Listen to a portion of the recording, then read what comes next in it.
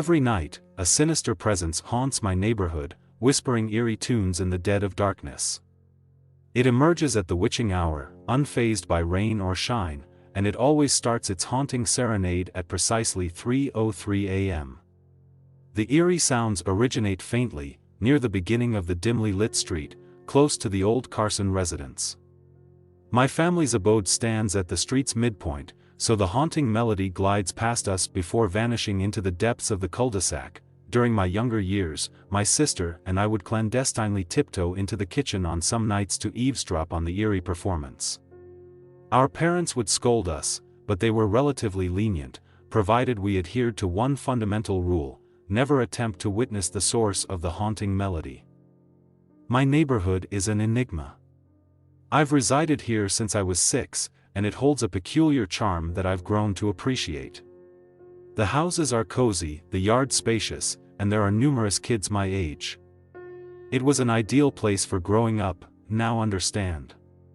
Yet, two strange phenomena define this place: the nightly serenade and the extraordinary good fortune. The mysterious whistling has never particularly bothered me. In fact, it's inaudible from my bedroom. However, my parents avoid discussing it, so I've ceased my inquiries. My father, a stoic man with an accent from the islands, becomes visibly perturbed only when the whistler approaches. He talks faster, his eyes dart about. And he advises us not to dwell on it too much, emphasizing the cardinal rule: never attempt to gaze outside when the whistler strolls by. Our home is fortified with thick canvas blinds that seal every window from within, each secured with a small, diary-sized lock. My father locks them meticulously every night, guarding the key with utmost secrecy. As for my mother, her stance on the matter remains a mystery. Occasionally, I've glimpsed her in the living room at 3:03, silently listening. She doesn't do so frequently, but on those rare occasions, she settles on our large red couch, an attentive audience to the eerie, persistent whistling. The melody of the whistler, consistent night after night, exudes an oddly cheerful aura. Beside the nightly whistler, my neighborhood possesses an inexplicable luck. It's challenging to elucidate, and my father discourages discussions on this topic. Nevertheless, good fortune consistently smiles upon the neighborhood's residents. These fortunate events tend to be minor, winning radio contests, unexpected job promotions, and unearthing genuine arrowheads buried in our yards. The weather remains fair, and crime is virtually non-existent. The gardens bloom with exceptional vitality, rendering life here akin to receiving a million little blessings, as my mother often puts it. However, the primary reason we continue to reside here is my sister, Nola. She was born gravely ill, her fragile lungs necessitating a lengthy stay in the hospital. When we finally brought her home, she remained undersized, even among infants. Machines sustained her life. We relocated to this neighborhood to be closer to the hospital, and curiously, her health started to improve. The doctors remained perplexed, attributing her recovery to their medical expertise, but we knew better. Nola's recuperation was just one of the many little blessings bestowed upon our neighborhood. Despite the continuous stream of good fortune, there's a chilling caveat. For each benevolent miracle that transpires here, there are periodic misfortunes, but only if someone dares to seek out the whistler. You see, our neighborhood possesses a welcoming committee. They appear at a newcomer's doorstep bearing macaroni casserole, a gift basket, and a manila folder. These committee members are incredibly amiable. I vividly remember the day 4 of them greeted us when we moved in 7 years ago. They exchanged pleasantries, handed me a Snickers bar, and took turns cuddling Nola with exceptional care. It was her first week home from the hospital, so they treated her with particular caution. However, when our parents engaged in a private conversation with the committee, I discreetly eavesdropped. They conveyed the neighborhood's unusual charm and then revealed the more disconcerting aspect: the nightly whistling that began at 3:03 and ended at precisely 3:05. The committee earnestly warned my parents about the whistling, underscoring that it was harmless as long as no one attempted to witness the source. They stressed this point, revealing harrowing tales of those who had met with misfortune after seeking the Whistler. Tragic car accidents, ruined lives, public fatalities, and bizarre incidents filled the manila envelope the committee brought, containing newspaper clippings that served as a grim testament. Intriguingly, my mother regarded their account with skepticism. She suspected they were trying to unsettle us or drive us away from our new home. She even questioned their motives and brought up my father's island heritage, pondering if their warnings were racially motivated. However, my father, who had grown up hearing such stories from his own mother, believed the committee. He was well aware of the peculiar entities that inhabited the world, some benevolent, some malevolent, and others simply enigmatic. Following the committee's departure, my father rushed to the hardware store to purchase the canvas blinds, locks, and latches. That very evening, he installed them on every window in the house. The first night in our new home, I ventured out of my room around 3 a.m. to find my father wide awake, sitting on the living room couch, cradling Nola. With a hushed gesture, he beckoned me to join him. We sat in silence, waiting for the clock to strike 3:03. At the precise moment, the whistling commenced its eerie song. It flowed past as predicted, and we never looked out of the window. Our nightly routine involved locking the blinds and securing the key in my father's room. I once asked why he didn't hide it anymore.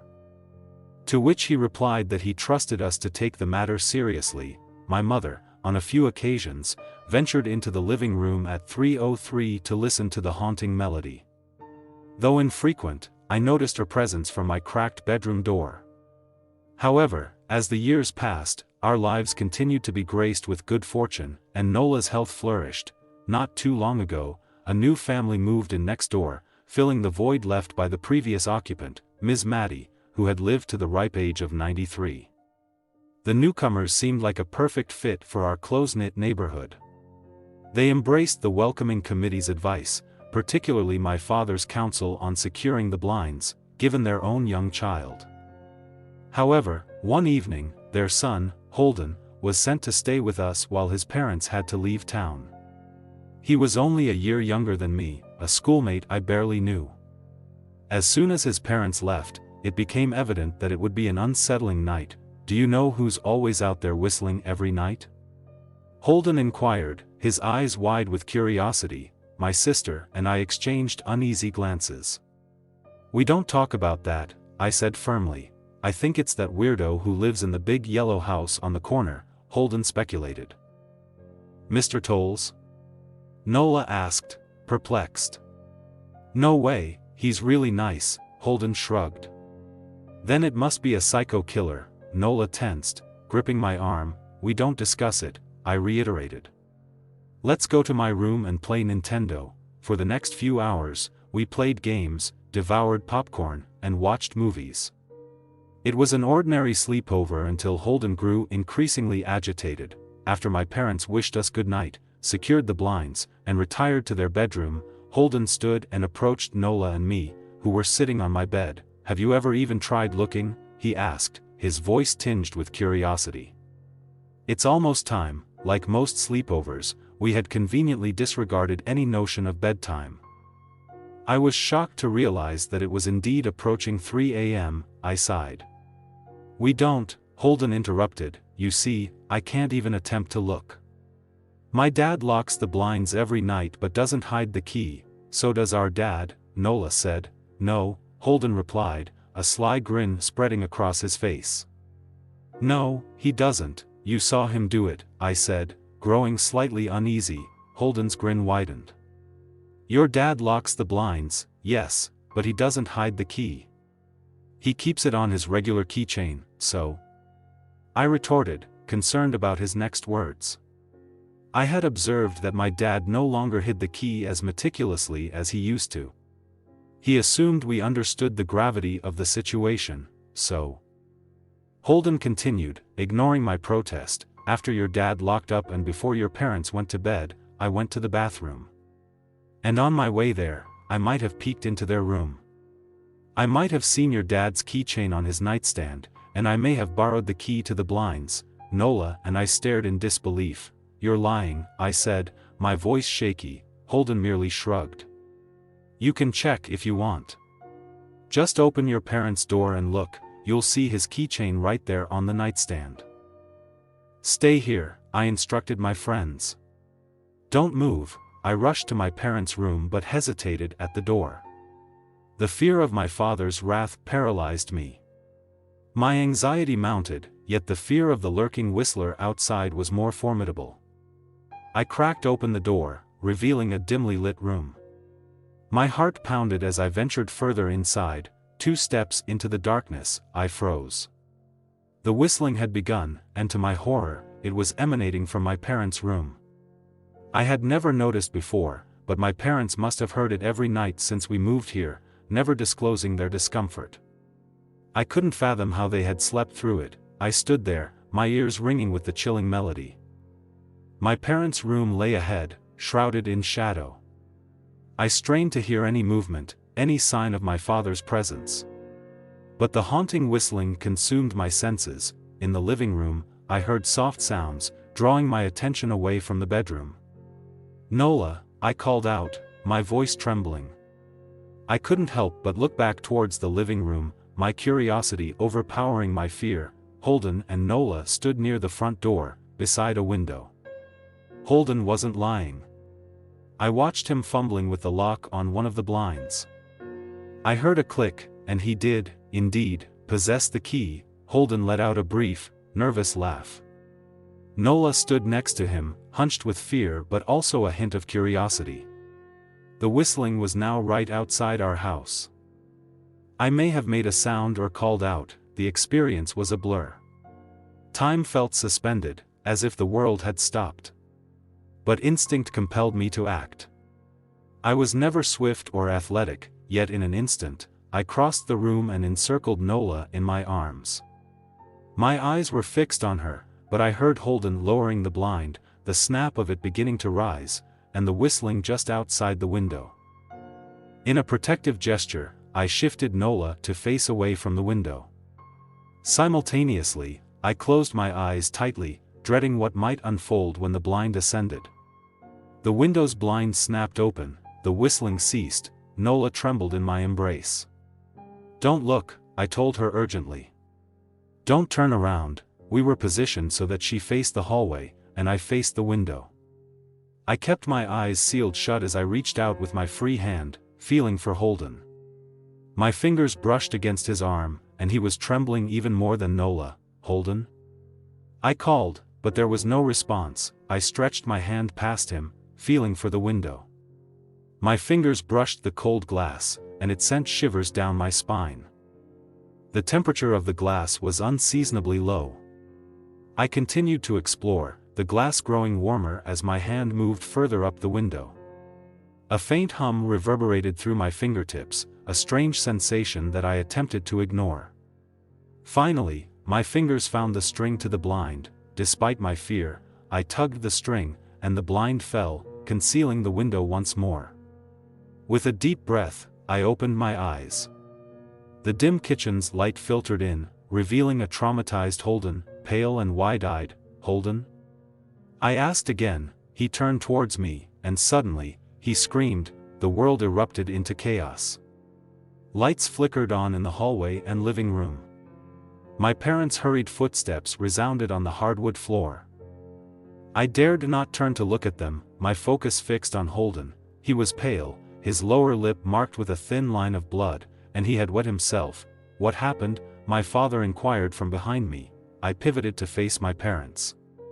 He looked. I had never seen my father so terrified. A primal fear etched across his face, the terror of a parent. "Only Holden," he mouthed to me. I nodded. A sigh of relief escaped my father's lips, a relief tinged with guilt. He turned to Holden, cradling him with empathy.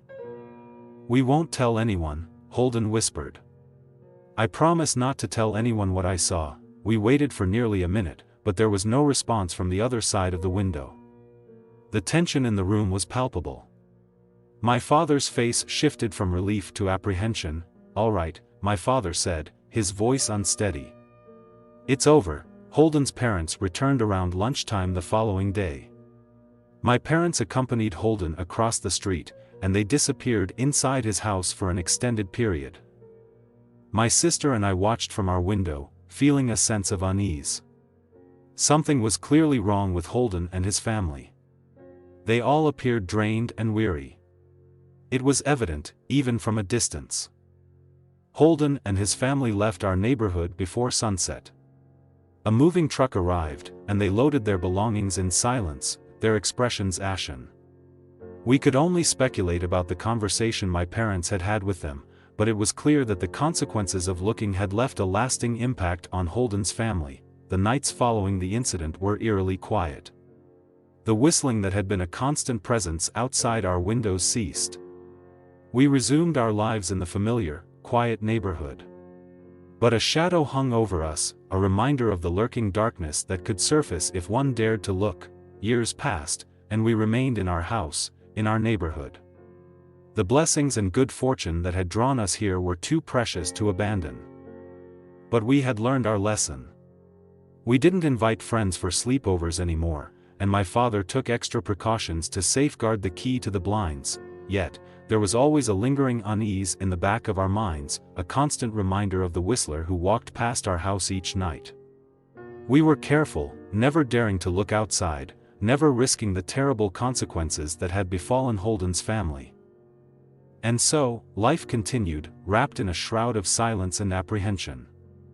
We whispered the tale of Holden's family to one another, a somber reminder of the price one paid for curiosity, but the story didn't end there. A few years later, a new family moved into the neighborhood. They, too, were greeted by our welcoming committee, and my father, now a member, shared his knowledge about the importance of securing the blinds and the grave consequences of looking. The newcomers embraced the advice, just as Holden's family had once done. The new neighbors seemed like a perfect fit, and they thrived in our close-knit community. However, one fateful evening, their young child, a curious and precocious boy, decided to test the boundaries of the one big rule. He couldn't resist the temptation, and when the clock struck 3:03, he dared to look outside. The consequences were swift and unforgiving. The whistler, who had been silent for so long, returned with a vengeance.